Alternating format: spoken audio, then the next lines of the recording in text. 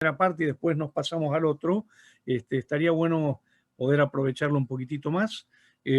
Una cosa que me gustaría también es comentarles, por favor, que digamos, tenemos algunas cuestiones que resolver respecto de la inscripción, fundamentalmente con Cristian, que después, Cristian, para no hablarlo ahora, si te parece, hacemos un mail, ¿te parece? Y así te explicamos bien cómo tiene que ser el tema de la inscripción. Este, bueno, a ver, Malena, Paula, ¿cómo andan? Este, bueno, lo primero que me gustaría es volver a plantear un poquitito los andariveles muy rápidamente en los que estamos trabajando, ¿no?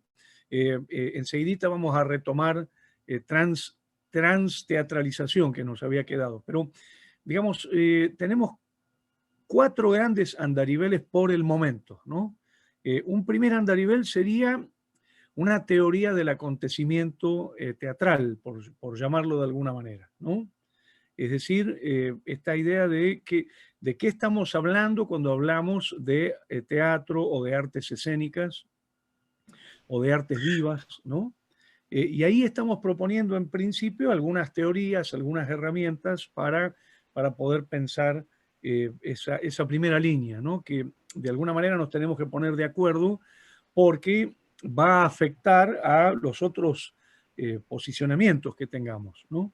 En segundo lugar, una teoría de la expectación, es decir, dentro de una teoría del acontecimiento teatral, una teoría de la expectación. Y vieron que en ese sentido, según pensemos la idea de teatro, según pensemos la idea de artes escénicas, va a cambiar nuestra idea de espectador, ¿no es cierto? Lo que llamaríamos una teoría de los espectadores, ¿no? Fíjense que en ese aspecto, más allá del posicionamiento que cada uno tome, es muy importante poder, digamos, declarar un posicionamiento para que después nos sirva para poder sostener determinada teoría, ¿no? En tercer lugar estaría el tema de qué son las escuelas de espectadores, ¿no? ¿Para qué sirven? ¿Cómo funcionan? ¿Cómo trabajan? ¿Quiénes la componen? Etcétera, etcétera. Y en ese sentido es muy importante que nosotros nos demos un poquito de tiempo para observar la dinámica de la Escuela de Espectadores de Buenos Aires, ¿no? Sobre todo en esta, digamos, idea de que una cosa sería una teoría sobre escuela de espectadores, ¿no? Una suerte de teatrología de las escuelas de espectadores, y otra cosa es la práctica concreta con un grupo concreto, ¿no? Acá entraría esta idea que trabajamos no el lunes pasado, sino el otro lunes, que es la teoría del espectador real, ¿no? Esta idea de trabajamos con gente concreta, con grupos concretos, con personas que tienen características particulares según los territorios, ¿no? Bueno, y la última de las líneas, digamos, no son las únicas, pero creo que yo que son las más importantes, y me gustaría volver sobre esto también para que vayan pensando en la monografía, en el trabajo de investigación, en lo que quieran hacer, es el tema de la situación del campo teatral en pandemia, ¿no? Es decir, digamos, cómo esta situación histórica, nosotros hablaríamos de un espectador histórico, ¿no? El espectador en pandemia, por decirlo así, digamos, cómo establece determinadas reglas, comportamientos, situaciones, accesos, restricciones eh, para el funcionamiento del campo teatral, ¿no? Y al mismo tiempo que genera pensamiento, ¿no? Hay una cantidad de artículos que se están escribiendo, por ejemplo, sobre hacer o no hacer conexión a través de como se dice, del tecnovivio, ¿no? Que, por ejemplo, hoy va a estar en la Escuela de Espectadores Claudio Tolcachir, que va a anunciar que se acaba de crear el canal de televisión de Timbre 4, ¿no? Fíjense que yo le voy a preguntar, entre otras cosas, che, ¿qué es esto? ¿Por qué lo hacen? ¿Cómo les fue con todo el tema tecnovivial? Muy distinto a otras participaciones que ustedes habrán visto y dicen, no, yo realmente, no sé, el caso de Pompeyo Audiver, por ejemplo, yo no quiero saber nada con el Tecnovivio, al contrario, para mí es lo único singular que podemos aportar es el convivio, ¿no? Bueno, y nos quedarían para un poquito más adelante el tema de historia del espectador, ¿no? Que es otro tema bien interesante, y gestión del espectador, ¿eh? Que, eh, eh, digamos, a mí me interesa mucho que ustedes vayan frecuentando y familiarizándose con la dinámica de la Escuela de Espectadores, porque, digamos, la Escuela de Espectadores de Buenos Aires tiene una forma de funcionar muy distinta a otras escuelas. De alguna manera es la escuela modelo en la que se inspiraron un montón de otros espacios, ¿no? Ya tiene 21 años de trabajo, y al mismo tiempo, digamos, es muy interesante observar cómo son esos mecanismos territoriales que no los podemos pensar teóricamente a priori, ¿eh? Es un poco esta idea de la territorialidad de las escuelas, está relacionada con la territorialidad del acontecimiento teatral, y por supuesto con específicamente la territorialidad de los espectadores reales, ¿no? Entonces, hoy lo que me gustaría, por un lado, es que hablemos un poquito de qué es lo que están observando que pasa en la escuela de espectadores. Digamos, ninguna clase es igual a la otra, son todas muy diferentes. Creo que hay sí algunos elementos comunes, pero las clases van cambiando según los invitados y según la adecuación a la propuesta de los espectáculos en los que participan esos invitados, ¿no? Pero al mismo tiempo es interesante ver qué va pasando, darse tiempo para ver qué va sucediendo, ¿no? Jorge, disculpa, ¿te puedo hacer una consulta? Sí, dale. Los alumnos o las personas que, no vamos a decir alumnos, las personas que concurren a la Escuela de Espectadores de Buenos Aires, Sí, en este momento que está haciendo de forma virtual y que sí. también, o quizás el año pasado, bueno, ahora volvimos un poco a la virtualidad, no sé qué pasará con estas nuevas restricciones, pero en la escuela, ¿también hay gente de otras provincias ahora o solamente de Buenos Aires? Mira, hay no solo de otras provincias, sino de otros países también. Vieron que, por ejemplo, hay una chica de Estados Unidos, hay gente de México, hay gente de Uruguay, hay gente bueno, no me acuerdo exactamente, de Chile, eh, sobre todo también hay de Colombia, hay mucha gente que está conectándose porque también son coordinadores de otras escuelas de espectadores y que les interesa, digamos, observar la Escuela de Buenos Aires, digamos, para ver su dinámica, su forma de Y, trabajo. y todo esto sucede a raíz de la virtualidad, o sea, antes no es que había Claro, cierto intercambio, sino que era de Buenos Aires y la gente que iba al teatro a Buenos Aires y después iba a la escuela.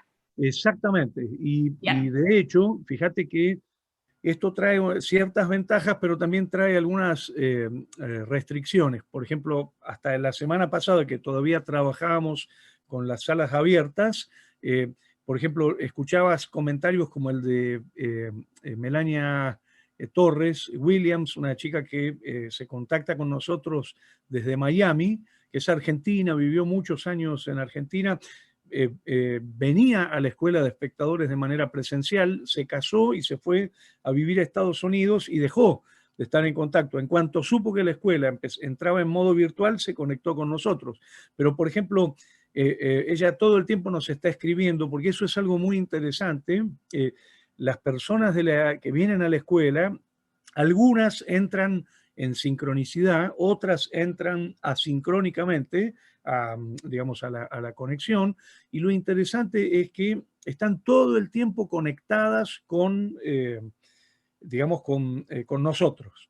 O sea, por ejemplo, Melania nos escribe todo el tiempo, durante toda la semana, de cosas del tipo, me enteré que tal estrenó tal espectáculo por streaming, ¿por qué no lo incluimos así yo lo puedo ver? O qué pena que yo no pueda, no le podés preguntar, suponete a Tolcachir, si no tiene el video de tal espectáculo. Es decir, empiezan a aparecer dinámicas otras, ¿no? Por ejemplo, la dinámica del chat también. la dinámica de que el invitado pueda leer el chat, por ejemplo, ¿no? Que si hay alguien que, no sé, en el chat se manda un moco y dice cualquier cosa, suponete, no sé, qué fea está tal actriz, suponete que estamos entrevistando, la actriz lo ve, no sé si me explico. Entonces es probable que la actriz agarre y diga, y hay alguien que dice que estoy fea. Y realmente empieza a aparecer una dinámica que la presencialidad, eh, digamos, la establecía de manera diferente, ¿no? Y creo que hay algo muy interesante en esto, y es que nos cambia, entre otras cosas, la dinámica de lo que llamaríamos una ética de los espectadores, ¿eh? Digamos, antes uno tenía que decir, bueno, fíjate lo que vas a preguntar, sean hospitalarios, etcétera. Y ahora la idea es guarda con lo que escriben en el chat, ¿no? Porque puede ser La causal. semana pasada se planteó en el de Facebook una señora que cuenta, mientras estábamos en la entrevista, que estaba esperando una ambulancia porque tenía síntomas de COVID. Entonces empieza... Beatriz Marinero, ¿viste? sí. Y empieza la gente a hablarle sobre ese tema, sí, ¿no? Exacto. Pero bueno, ella diciendo que tenía miedo. Digo, y fue así como... ¿viste? Un desdoblamiento, porque uno dijo, ¿pero dónde estábamos? Bueno, fíjense, si nosotros pensáramos teóricamente una escuela de espectadores, esto no entraría en nuestros cálculos. La única forma de reconocerlo es ver qué acontece. Es decir, hay algo de la praxis. Yo noto que me pasa mucho esto, reunirme con especialistas en expectación de distintas partes del mundo, pero que no hacen praxis, que no tienen práctica.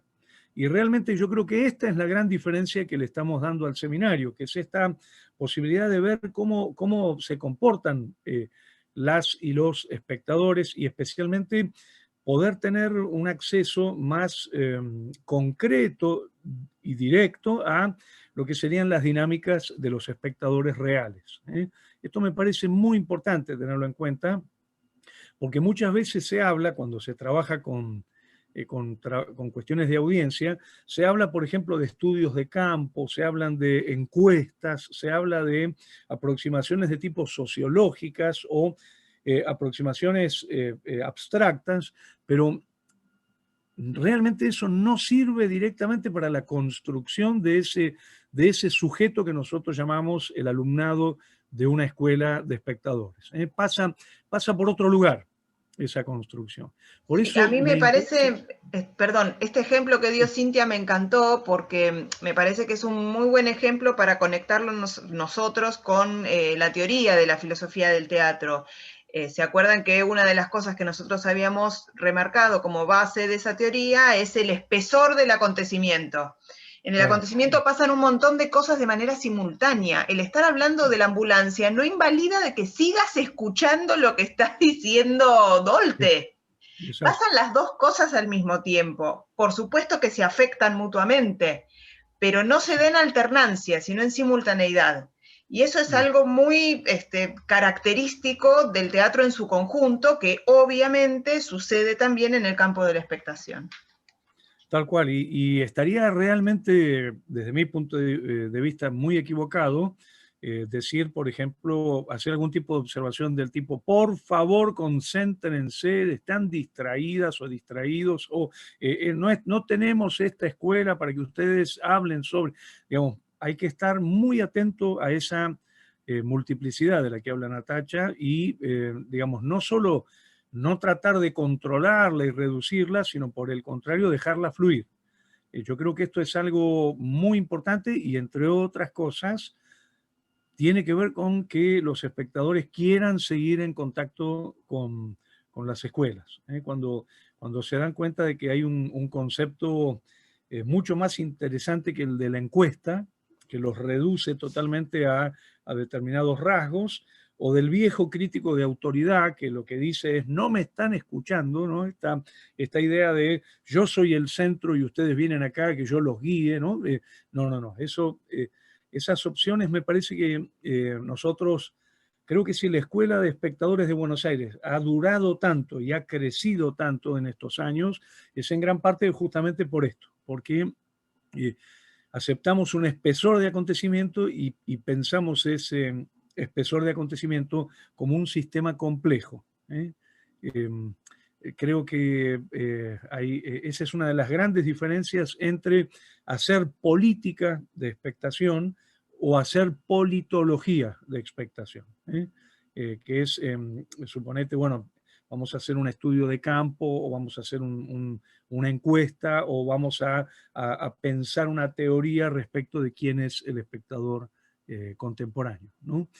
Hay algo de poner las patas en el barro, como quien dice, ¿no? De convivir semanalmente con este tipo de fenómenos, donde lo primero que se observa es un alto grado de imprevisibilidad, ¿no? Hay un famoso libro de Marco de Marinis, lo voy a mostrar porque mandé escanear el artículo para mandárselos, que se llama En busca del actor y del espectador. Digo, por si alguien lo puede conseguir o es un libro muy útil.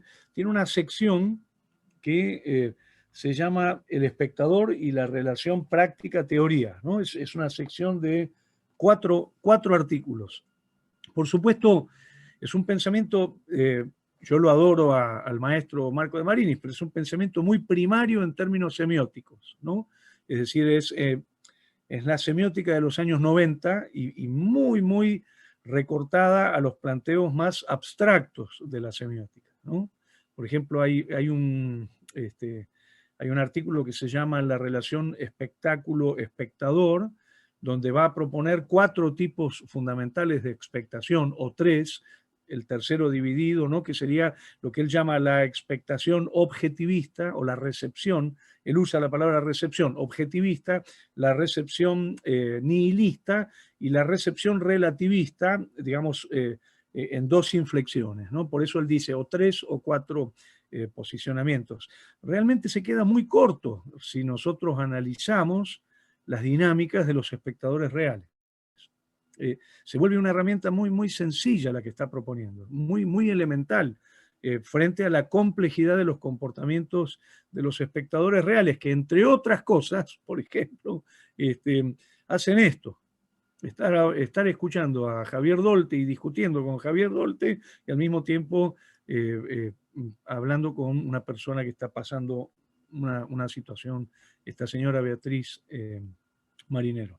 Entonces, a mí me gustaría, digamos, en primer lugar, preguntarles esto. ¿Qué están observando? Darnos tiempo para la observación, es decir, no subestimar los comportamientos, sino pensar esos comportamientos, ¿no?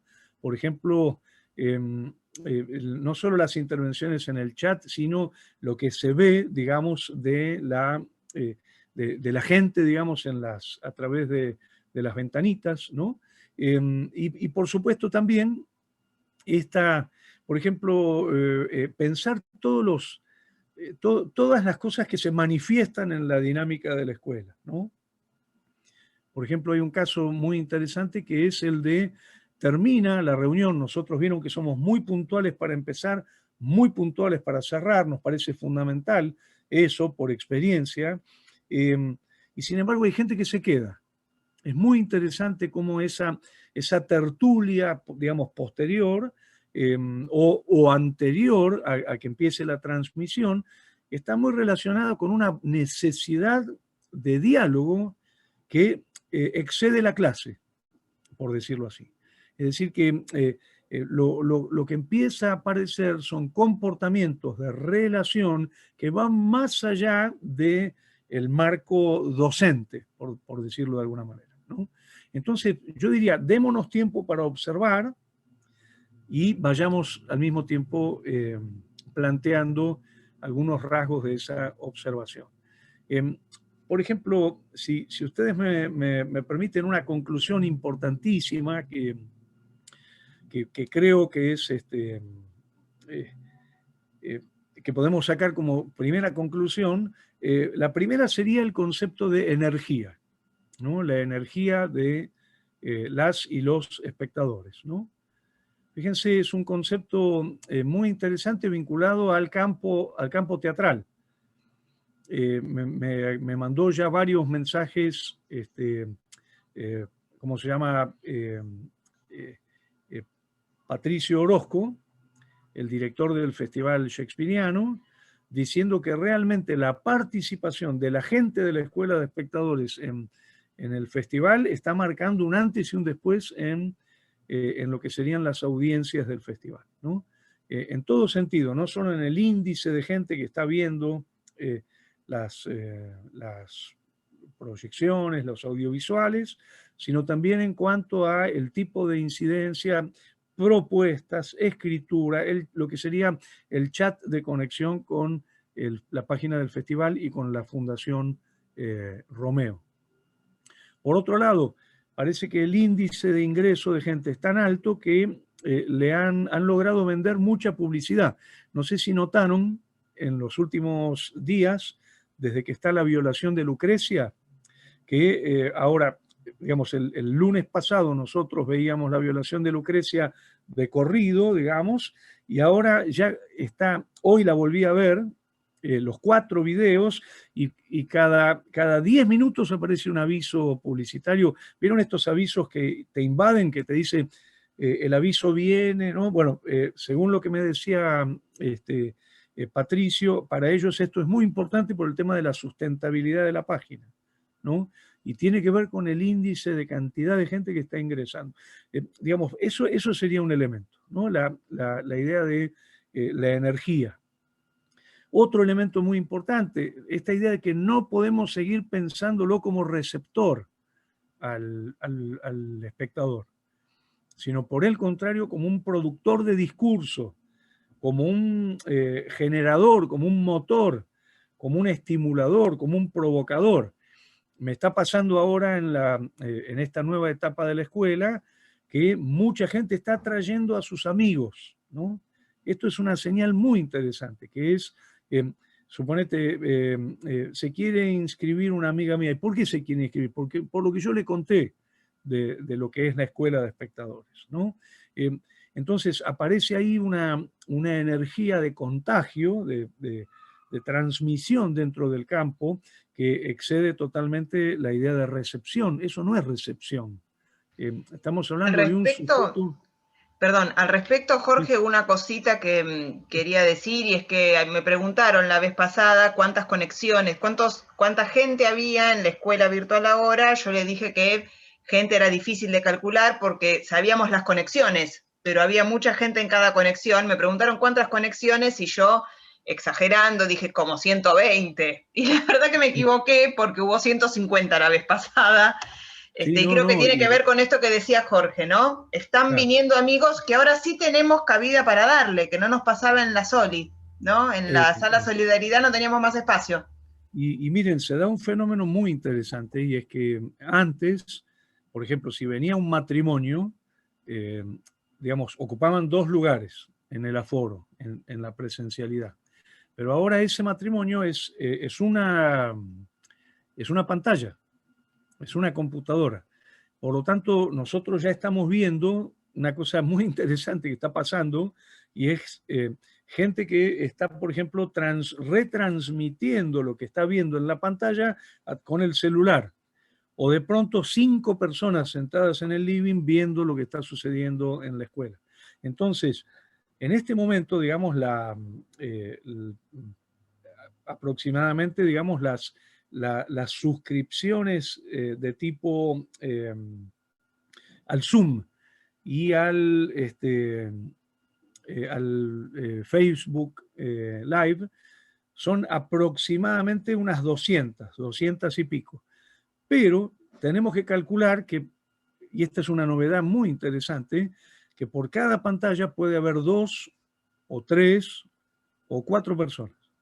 Lo cual es un gran enriquecimiento porque esa energía se multiplica. No podemos contar por pantalla, sino que tenemos que empezar a contar por la cantidad de gente que está asistiendo a la transmisión, ¿no? Digamos, en una palabra, no podemos hacer una equivalencia entre butaca-pantalla, porque evidentemente la composición numérica del aforo cambia según sea butaca o sea pantalla, ¿no? Bueno, entonces, una cosa que me gustaría es, lo vamos a hacer todos los lunes esto, pero me gustaría preguntarles qué están observando, porque si nosotros, yo tuve hace poquito, creo que les conté, una reunión con la escuela de la Nouvelle Aquitaine. ¿Vieron esta escuela virtual que está haciendo la Université de La Rochelle? Yo formo parte del equipo, ahora se está sumando Natacha porque acabamos de ganar un subsidio por el cual se incorporan varios investigadores digamos, de distintos países, pero en concreto fue una pelea muy grande que los franceses entendieran que el espectador no es solamente un receptor, porque toda la parafernalia, digamos, de oferta que estaban pensando para la escuela de espectadores digital era considerando al espectador como un receptor.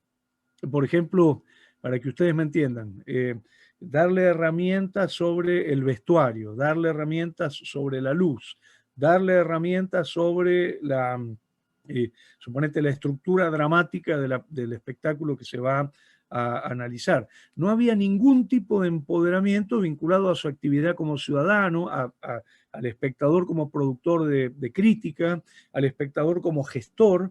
Digamos, lo que se le daban eran herramientas para, digamos, tener una mejor recepción, ¿no? En cambio, no se lo reconocía como ciudadano, como agente del campo teatral, como crítico, como filósofo, etc. Entonces yo lo que pedí, tenemos ahora una reunión el 6 de mayo, la nueva reunión, tiene que haber un lugar donde se reconozca al espectador en esta dimensión de sujeto complejo, sujeto de derechos, agente fundamental del campo teatral, con una enorme energía, y por supuesto esta otra dimensión de ciudadano y ciudadana, ¿no? Digamos, mucho más que un receptor, mucho más que un receptor, ¿no? Creo que en ese sentido tenemos también que trabajar las opciones que estamos pensando para enriquecer digitalmente la Escuela de Espectadores de Buenos Aires, ¿no? Es decir, estar pensando opciones que no sean solamente opciones de tipo recepción teatral, ¿no? Sino también espectador ciudadano, espectador crítico, espectador agente del campo, espectador filósofo, espectador sujeto y espectador sujeto de derechos. También tenemos que estar pensando en esas otras instancias, ¿no? Bueno, no sé, ¿quiere alguien decir algo que observó? ¿Alguien quiere comentar algo, aunque sea cortito? Y después a mí me gustaría Hay hacer una un pregunta balance. de Marina en el chat, Jorge. Dale. Marina creo que no, tiene un problema con el micrófono, ¿no? Claro, por eso te quería avisar. Ella ¿La querés leer dice, vos? me gustaría saber cómo se expresan los participantes luego de haber ido a ver una obra. ¿Hay un canal para hacer comentarios? ¿Hay un tiempo para el debate? Tengo como referencia a los asistentes del cineclub que suelen tomar café mientras exponen su punto de vista sobre la película que se pasó. Mirá, lo que suele pasar generalmente es que hay una enorme cantidad de circulación de comentarios a través de muchos medios diferentes. No solamente, por ejemplo, los espectadores escriben en distintos lugares, tienen sus blogs, tienen Facebook, tienen Twitter, se graban y se cuelgan en YouTube o escriben en Alternativa Teatral, en las páginas de opinión de los diarios, etcétera. O sea, en ese sentido son espectadores muy, muy activos, digamos, de producción de discurso, sino que también esto sucede en los intercambios de ellos. Por ejemplo, yo me doy cuenta automáticamente cuando corrió un boca en boca negativo, por ejemplo, ¿no? Porque vos decís, bueno, ¿qué les pareció? Y aparece un silencio muy contundente que no es solo no lo vimos, sino no lo vamos a ir a ver porque la poca gente que ya lo fue a ver no le gustó y está corriendo el boca en boca de que no hay que ir, ¿no? Y de pronto, frente a esto, alguien dice alguna cuestión. Ahora, nosotros siempre pedimos, por ahí no apareció hasta ahora en la escuela, digamos, pero va a aparecer, en algún momento va a aparecer. Por eso es importante seguir viendo las reuniones porque van a ir apareciendo cosas que no aparecieron todavía. Siempre les pedimos, por favor, no hagan boca en boca negativo. Si usan el poder del boca en boca, digamos, que lo usen en un sentido positivo. Y si no, por favor, que me den el beneficio de la duda, en el sentido de si Jorge lo recomendó es porque algo tiene que tener para que él quiera que tengamos contacto con este espectáculo, ¿no? Pero la realidad es que hay una enorme cantidad de discursos circulando. Por otro lado, ellos están conectados en grupos. Digamos, lo que nosotros no hacemos, y es porque nos lo han pedido los propios espectadores, es no armar un espacio común, digamos, donde todo el mundo pueda conectarse. Nos pasó una vez que se nos escapó, digamos, mandamos un mensaje a las 340 personas de la escuela y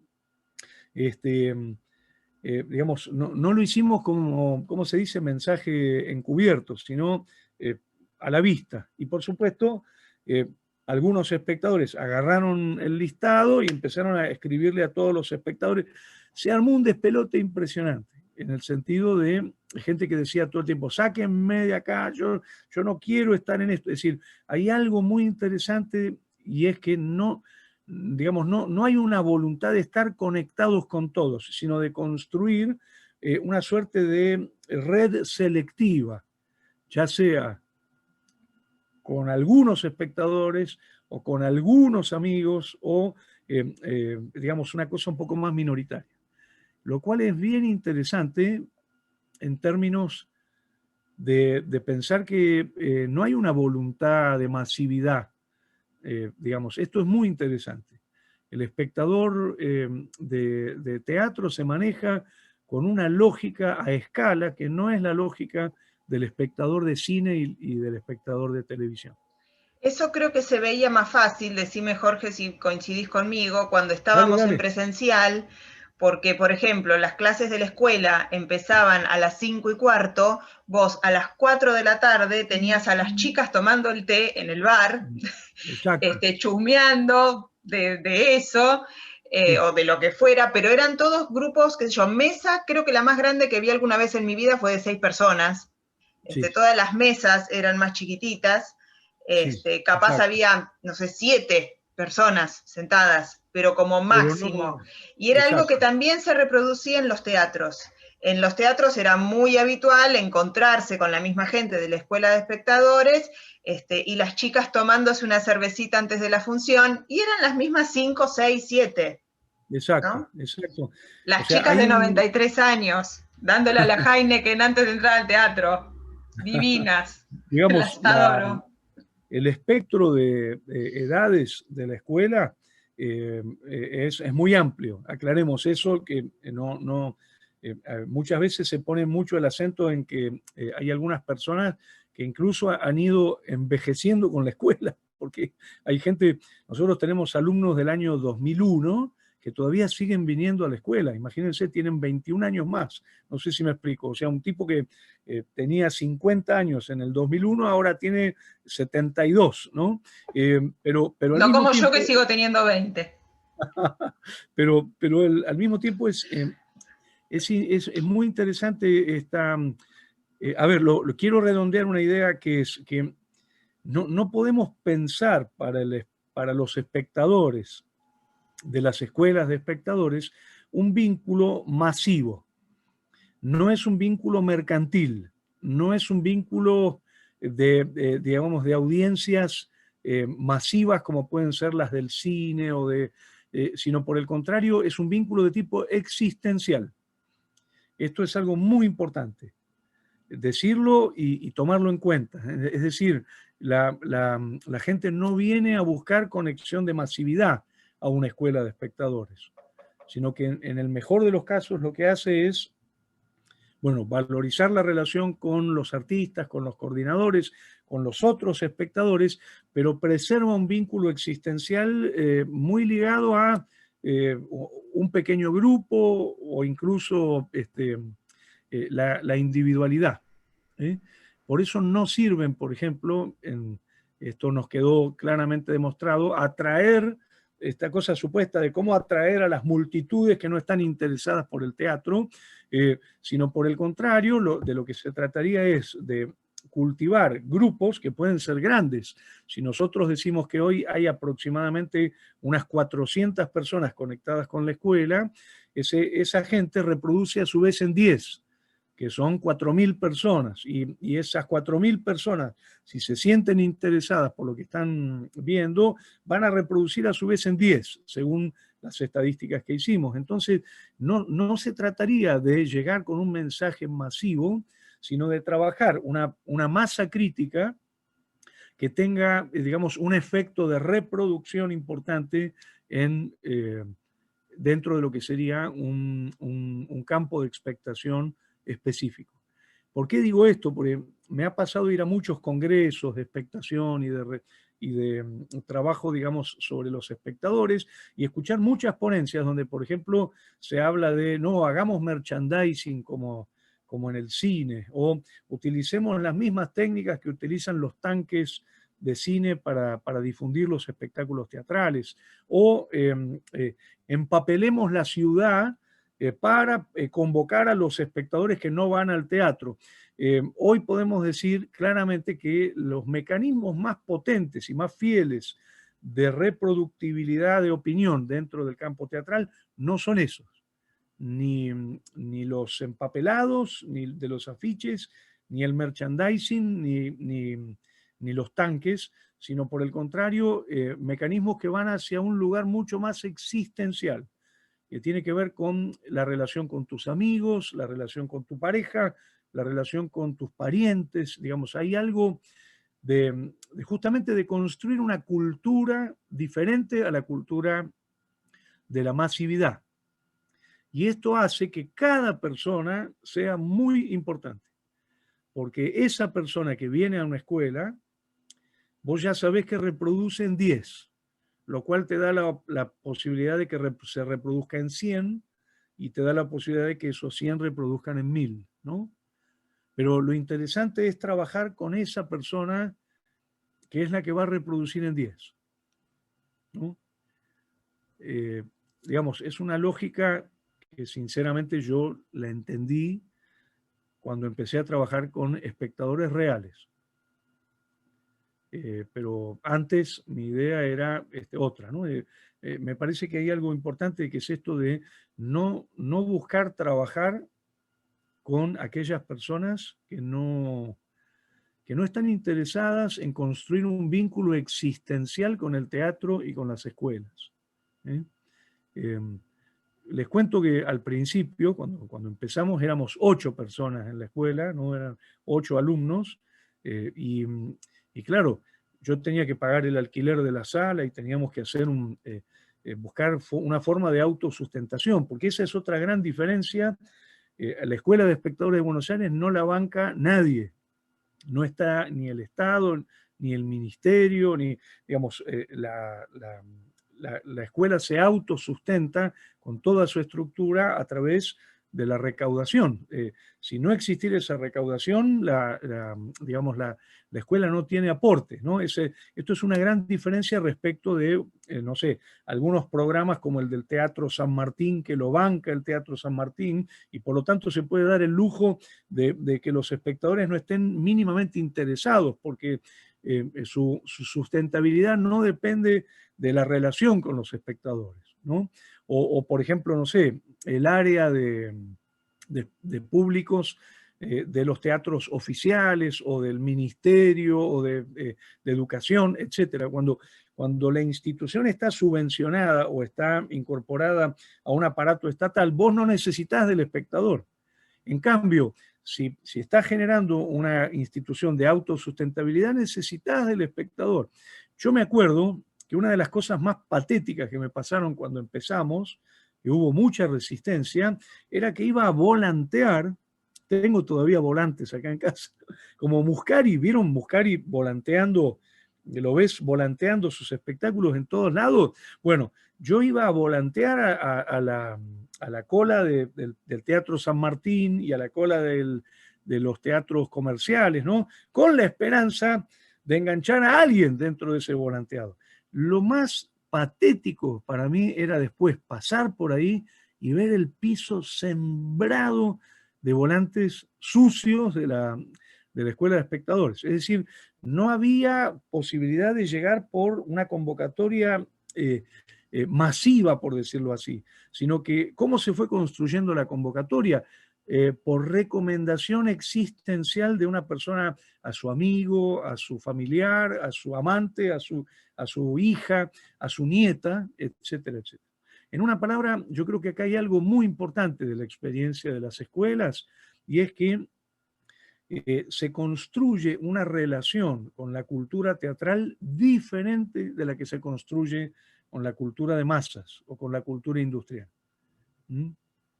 Y eso hay que tenerlo en cuenta, sobre todo para no encauzar mal la energía, que puedo decir, hagamos un tanque de convocatoria diciendo que vamos a regalar unos, suponete, prendedores con el rostro de Alfredo Alcón. No, eso no va a andar, no va a andar, porque no va por ahí la cosa, va por otro tipo de relación, ¿no?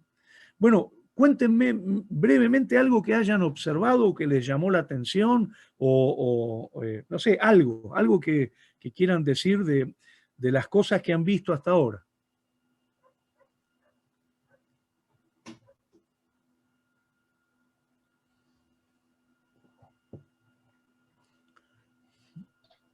¿Se me escucha? Sí, dale, Malena, dale. Pensaba como qué cambio también y cómo aparece lo privado, ¿no? Acá detrás de las pantallas, el hecho de que los espectadores están en sus casas, y a veces la pregunta también, por cuestiones, la otra vez en el último encuentro como me hizo reír mucho, sobre una cuestión personal y privada, ¿no? Como que cómo se está como eso, inmiscuyendo a lo privado, y también desde esto, de generar vínculos, ¿no? Como que eso, noté como que digo, más allá de que no esté el cuerpo y la presencia física por ahí, ¿no? Como eso que da la virtualidad también, como de estar cada uno en su hogar. Es como Sí, un exacto. elemento. Eso es una dinámica nueva que tenemos que observar. Y como muy bien decís vos, la presencia de lo privado, ¿no? También de otras variantes de la idea de lo privado, como podría ser la idea de lo individual, ¿no? Al mismo tiempo en red, pero al mismo tiempo en una relación de diferencia con los otros, ¿no?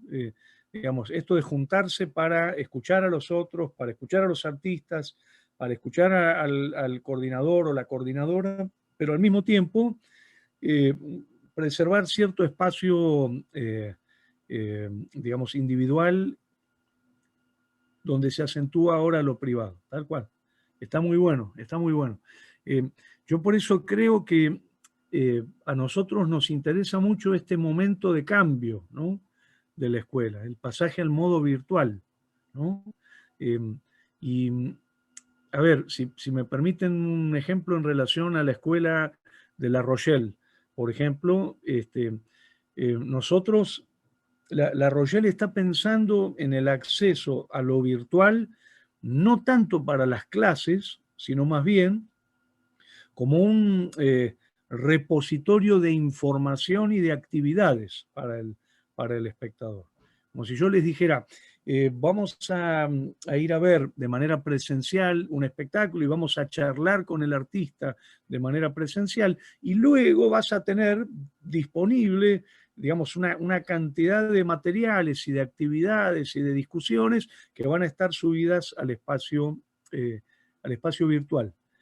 A mí me interesa mucho que nosotros también pensemos la idea de la clase virtual, ¿no? Hoy, por ejemplo, va a estar Leonor Benedetto en la Escuela de Espectadores, ¿no? Por el tema de la, ¿cómo se dice? La violación de Lucrecia, ¿no? Este poema de Shakespeare que se está presentando en el Festival Shakespeare. Y me interesa mucho también ver la reacción de los artistas con respecto a este encuentro de Zoom con los espectadores, ¿no? Quiero aclarar, Leonor Benedetto aceptó automáticamente, digamos, me dijo sí que tiene poco tiempo porque a las 7 va a tener otro Zoom de otra cuestión que está grabando, filmando, no sé qué cosa me dijo, pero es muy interesante observar también la actitud de los artistas en el modo virtual. Creo que también, por favor, pónganle mucho el acento a eso, porque aparece esto que dice Malena de el artista desde un lugar de exacerbada individualidad, enfrentándose a, no sé, un montón de gente que lo está viendo a través del Zoom y especialmente haciéndolo por lo general desde su casa, ¿no? ¿Se acuerdan el otro día? Por ejemplo, Ana María Picchio contando que se le había roto la bacha, que estaba muy feliz de haber solucionado sus problemas con el plomero, por ejemplo, ¿no? No creo que, por ejemplo, hoy vaya por ahí, ¿cómo se llama? Leonor Benedetto, ¿no? Digo, observémoslo porque creo que es muy interesante si hay una ética del espectador en el sentido de una forma de pensar, una razón de los comportamientos de las y los espectadores en la Escuela de Espectadores, también aparece la figura de una ética de los artistas en esa relación. Y Digo, también aparece, perdón, una cosa muy sí, novedosa también vinculada a los artistas, y es que, bueno, que pasó en el caso de Azul, Lombardía, y en el caso de Ana María Picchio también, que si se conectan desde el teléfono, no sé si alguna vez ustedes se conectaron con Zoom por teléfono, no pueden ver a nadie más que a quien está hablando. Entonces se pierden todas las caritas y es como si fuera una conversación uno a uno. Y eso también modaliza completamente la dinámica de las preguntas y las respuestas, ¿no? Natacha, me das pie también para decir una cosa. No sé si notaron en la primera, creo que la segunda o primera escuela, todavía les pedíamos que apagaran las cámaras a las y los espectadores, y ellos pidieron, por favor, no apagar las cámaras, o sea, apagar solamente los micrófonos. Pero están muy interesados por esta cosa de verse, de no solamente ver a los que están, sino también ser visto entre los que están, observar las reacciones de las y los espectadores a partir de ese comportamiento, y me parece importante, nosotros atendimos a ese pedido, si bien nos trae algunos problemas, porque digamos, alguien de golpe prende el micrófono y ¡pum!, aparece la imagen de la persona, pero me parece que fue una demanda de la comunidad de espectadores que por favor no apagáramos las cámaras. Digo, este tipo de cosas creo yo es la que tenemos que observar en sí misma y también como relacionada con posibles demandas a atender en relación Jorge, a la cosa. Sí, Paula, dale. no, algo que también me llamaba la atención en relación a la virtualidad, que claro, yo lo vengo teniendo clases de la facultad, pero acá lo que me llama la atención es cómo se mantiene el aplauso, que digo, es una convención muy particular de lo que es el teatro en sí, de la presencialidad, y me llama la atención que se mantenga en este espacio, me parece que está buenísimo. Al mismo tiempo, es raro porque no se genera esa energía que se genera en una sala teatral con el aplauso, que de por sí hay algo que trasciende y hay como un clima. Acá es como los aplausos medio, no me sale la palabra, pero por momentos hay un aplauso, después otro, hay como un delay en los aplausos. Sí, o hay gente que hace esto de mover las manos, ¿no? Claro, yo no tengo acceso a las cámaras, entonces escucho como... Claro. Es algo, Sí, pero también me parece interesante que se mantenga ese espacio del aplauso, sí, que de por sí es algo muy propio de lo presencial. tal cual, tal cual. Y vos Mira, sabés que, perdón, en diferentes latitudes, la convención del aplauso se transformó, no sé, capaz Carol nos puede contar, pero en Chile, yo hace poquito tuve unos encuentros y de repente los veo haciendo así. Y digo, ¿qué me están sí, haciendo? claro, claro. Sí, sí. Lo cambiaron. Es muy territorial, el aplauso puede ser muy territorial, en los ritmos, en la forma de aplaudir, bueno, o de mover los dedos, etcétera, los gritos. Yo creo, Paula, en parte, está buenísima la observación, pero creo que en parte tiene que ver con la herencia de las prácticas de la escuela convivial, porque nosotros recibimos a los artistas aplaudiéndolos, los despedimos aplaudiéndolos, y hay algo de mostrar el afecto y el agradecimiento. Es un gesto como de hospitalidad, ¿no? Que para nosotros es un elemento muy importante. Una cosa que les quiero comentar, yo me tengo que ir un segundo para abrir una clase sobre públicos de un seminario del Instituto de Artes del Espectáculo. Así que, Natacha, si ustedes pueden seguir trabajando el tema de transteatralización, y yo enseguida, apenas termino de presentar, en realidad es un saludo, digamos, académico, y me vengo volando para acá.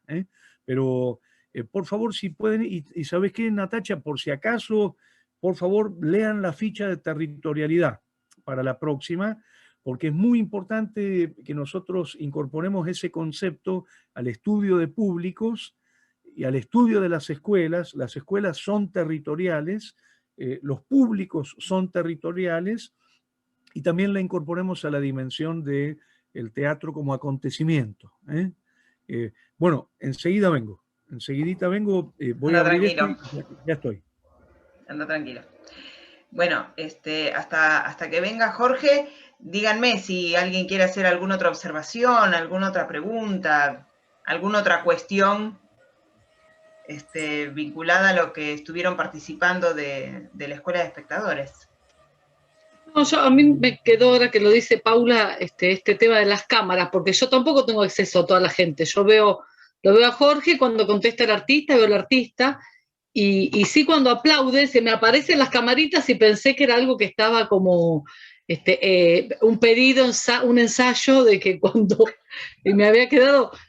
Claro, dije, qué bueno, mirá cómo la gente responde ante esto, ¿no? O sea, apaga la cámara y prende la cámara, pero no, me quedé pensando. Igual. Tiene que ver con el dispositivo, ¿sí? La computadora es una cosa, la tablet es otra, el celular es otra, son todos planetas distintos. Pensaba en esto de este espacio de la familiaridad que se da en la presencialidad, ¿no? Como este encuentro en el hall antes de la función. Bueno, me voy a focalizar en la sala teatral de González Catán, que es la que conozco porque es donde estoy, ¿no? Ahí es un evento social vecinal, por decir, cada obra, ¿no?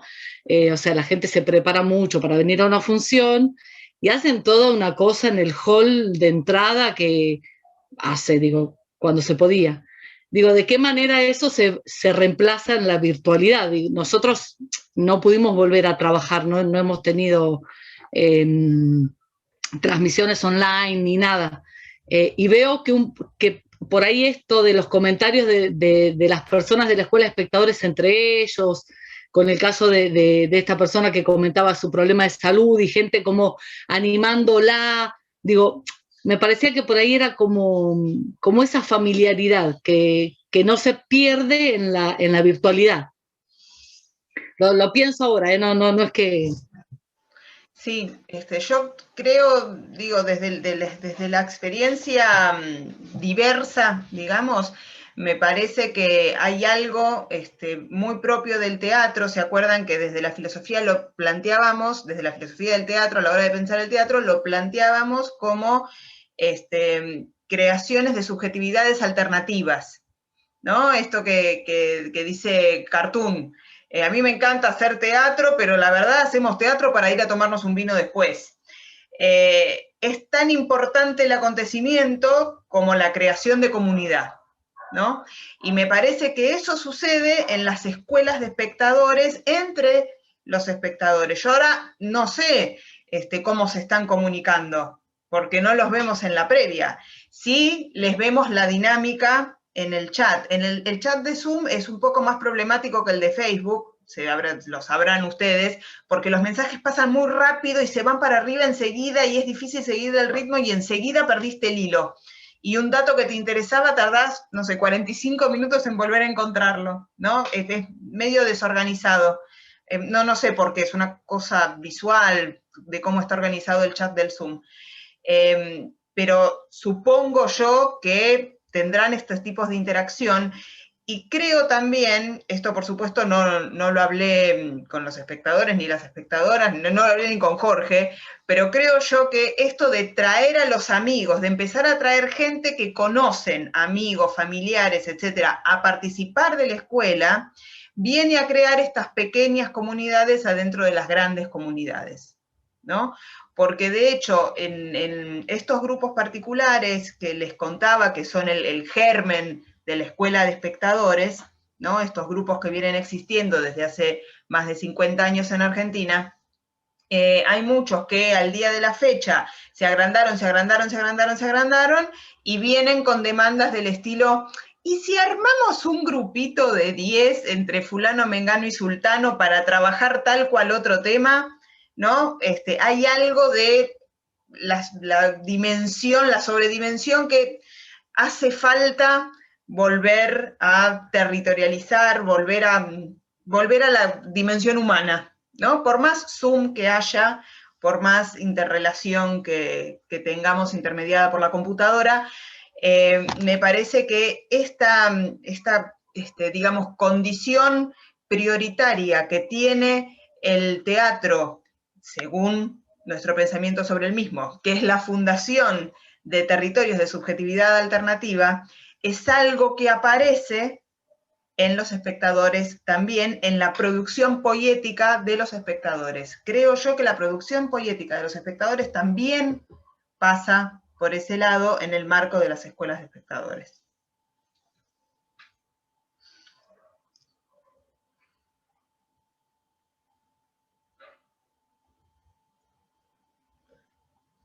¿Qué más? ¿Qué otra cosa tienen ganas de comentar?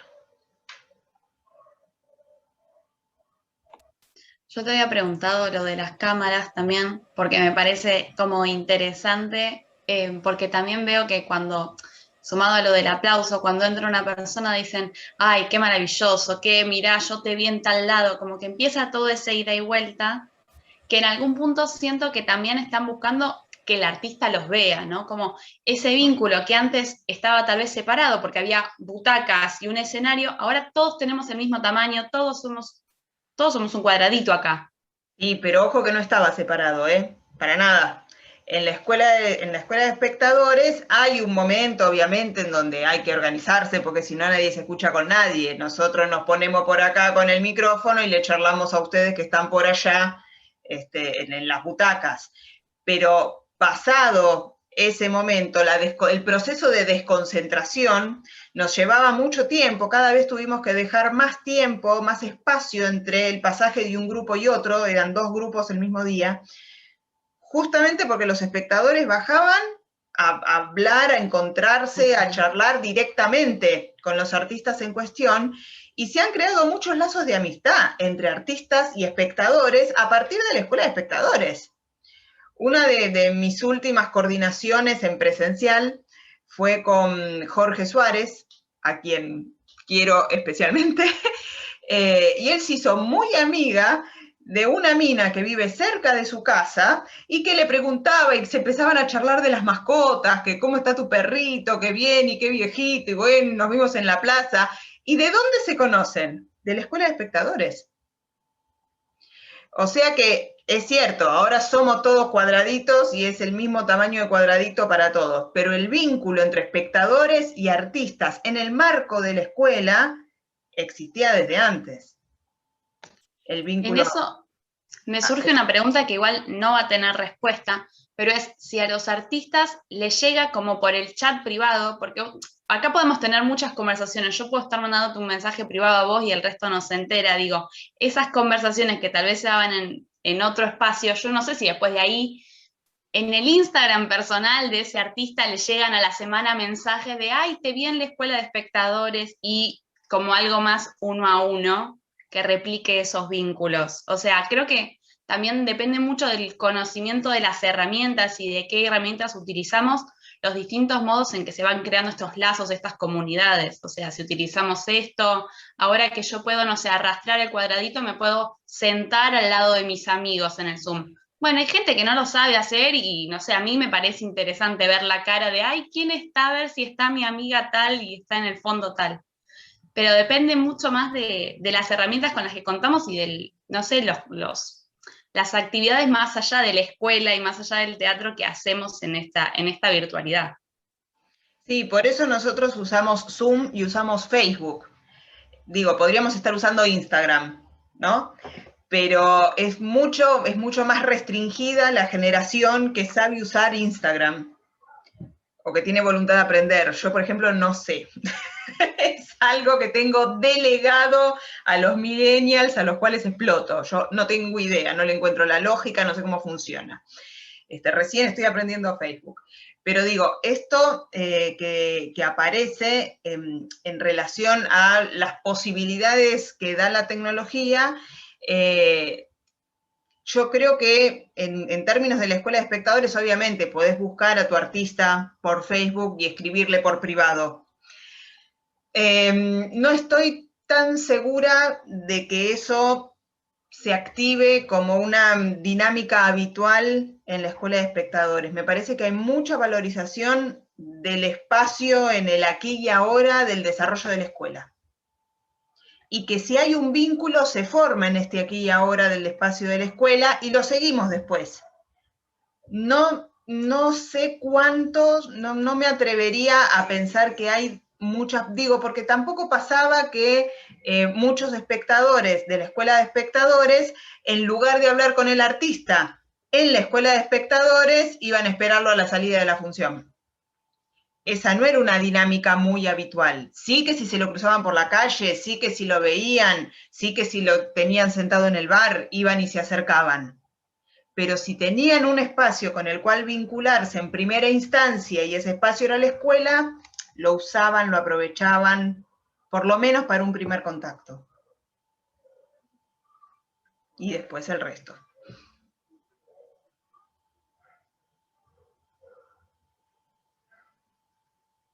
Pero vieron que hay algo que se está, digo, que estamos volviendo una y otra vez sobre esto, y que para mí es una de las cosas más maravillosas, más interesantes y más erotizantes de una escuela de espectadores, que son los lazos afectivos, ¿no? Como hay una dimensión que aparece y que no tiene que ver necesariamente con transmisiones de conocimientos, sino fundamentalmente con organización de lazos afectivos, ¿no?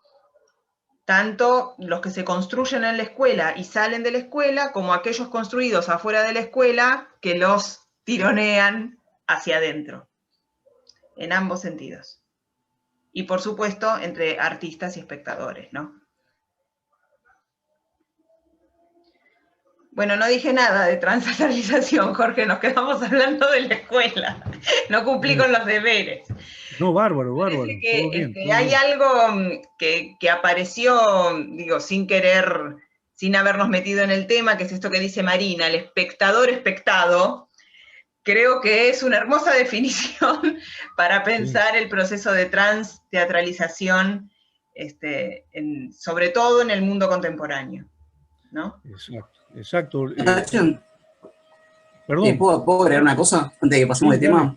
Sí, Gustavo, dale.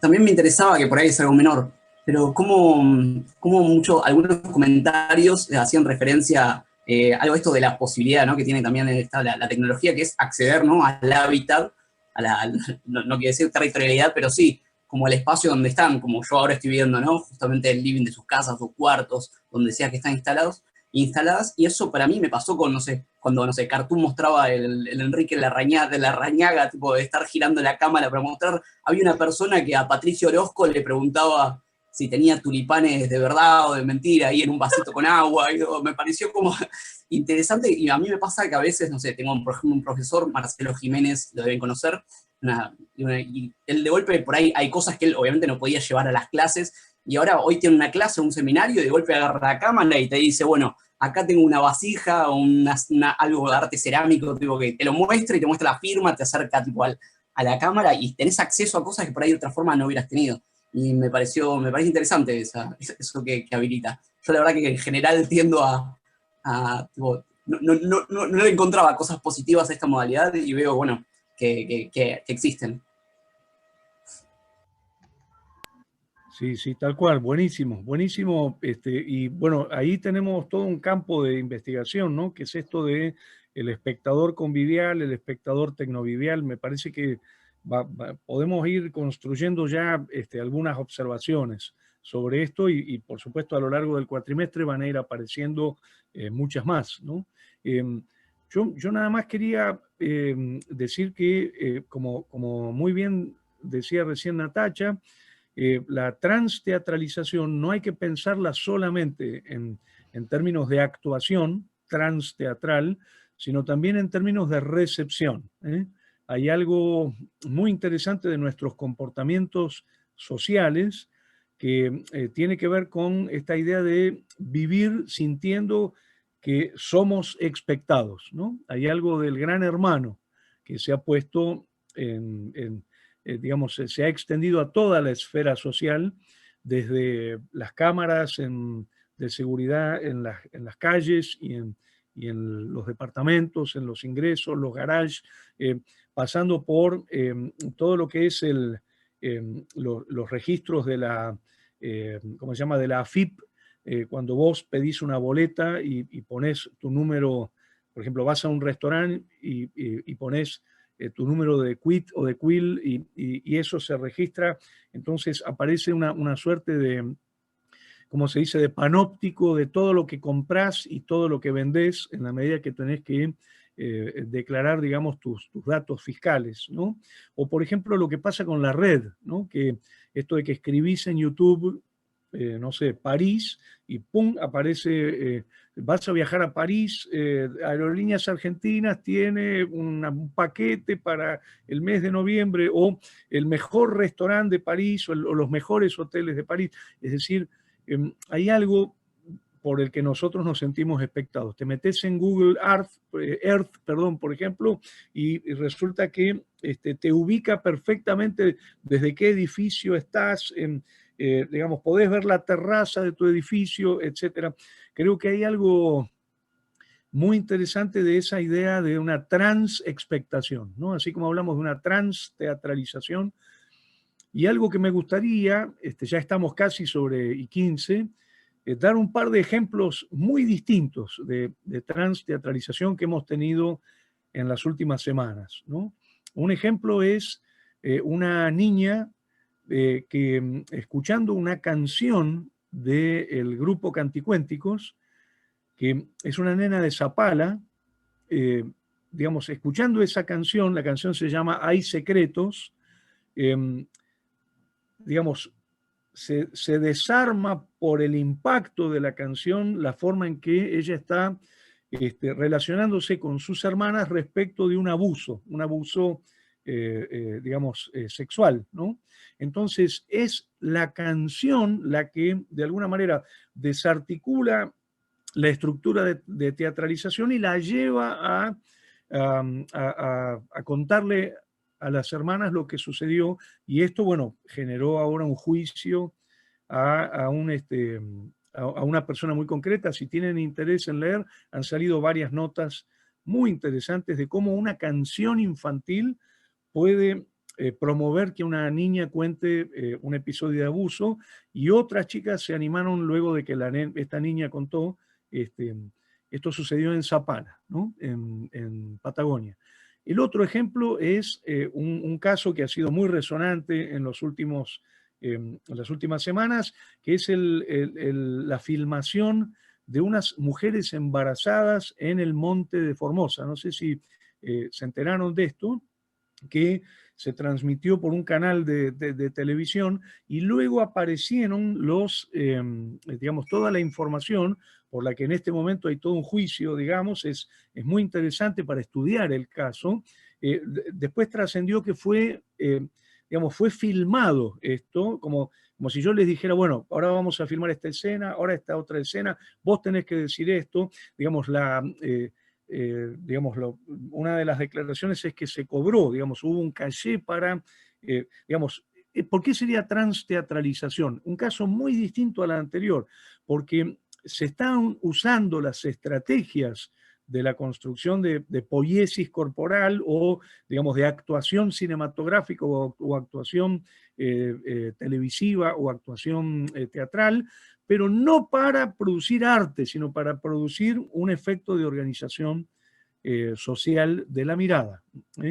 Es decir que dos ideas fundamentales. Primero, la transteatralización, tanto en el plano de la actuación como en el de la expectación. Es muy importante pensar esta doble cuestión.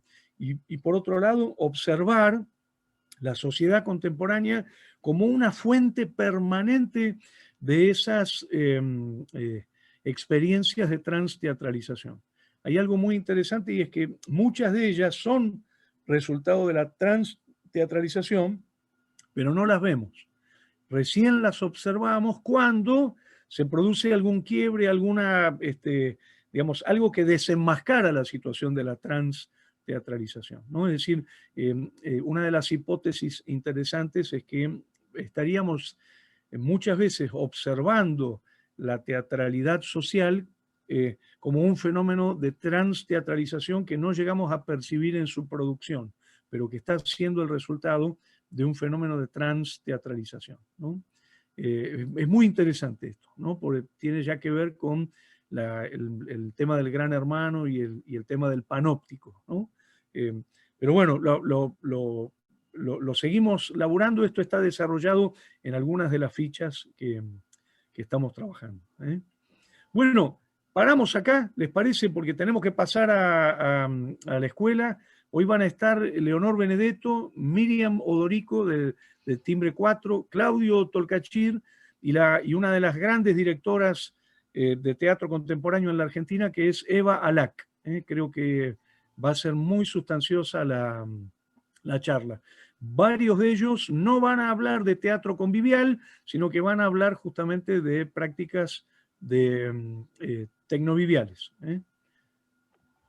Bueno, y nos conectamos a través del mail, ¿les parece? Para hablar de cuestiones organizativas y especialmente del tema de inscripción y todo esto. Sobre todo, Cristian, no dejemos de conectarnos porque tenemos ya la respuesta de la Facu. Bueno. Muchas gracias. Nos vemos enseguida. Nos vemos. Gracias, nos vemos. Luego.